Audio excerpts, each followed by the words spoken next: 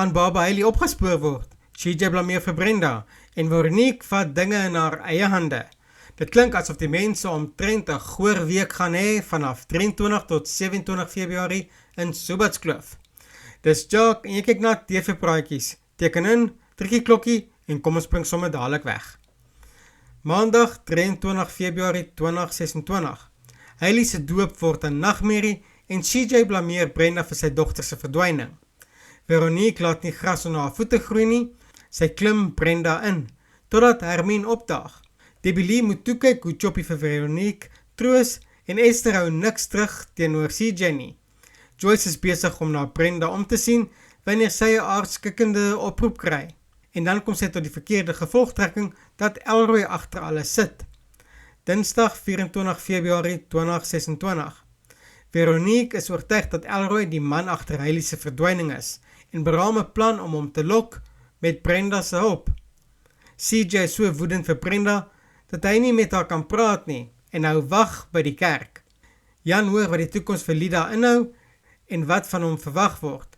In 'n onderhoud noem Esther die persoon wat sy dink agter Hailey se verdwyning sit. Woensdag 25 Februarie 2026.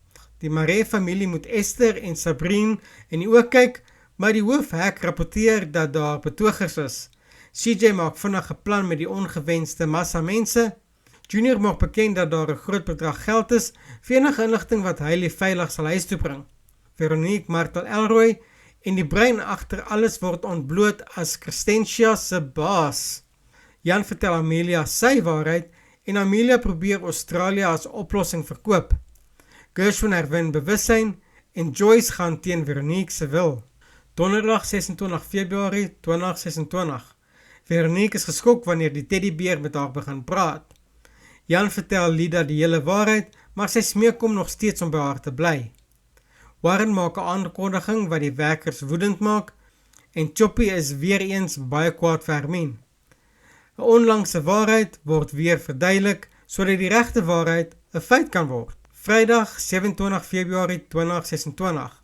Daar word weer baie gepraat oor Warren wat hom tuis maak op Subatskloof, maar die man steur hom nie aan die gerugte nie. Hy wil net weer op die plaas begin werk. Hermine gee haar familie 'n ernstige praatjie en sê vir hulle dis die beste om saam te staan. Veronique is buite haarself van vrees en vertel vir Joyce wie werklik verantwoordelik is vir Hailey se verdwyning, maar Joyce glo haar nie. Later kry Veronique 'n baie ontstellende opdrag om uit te voer.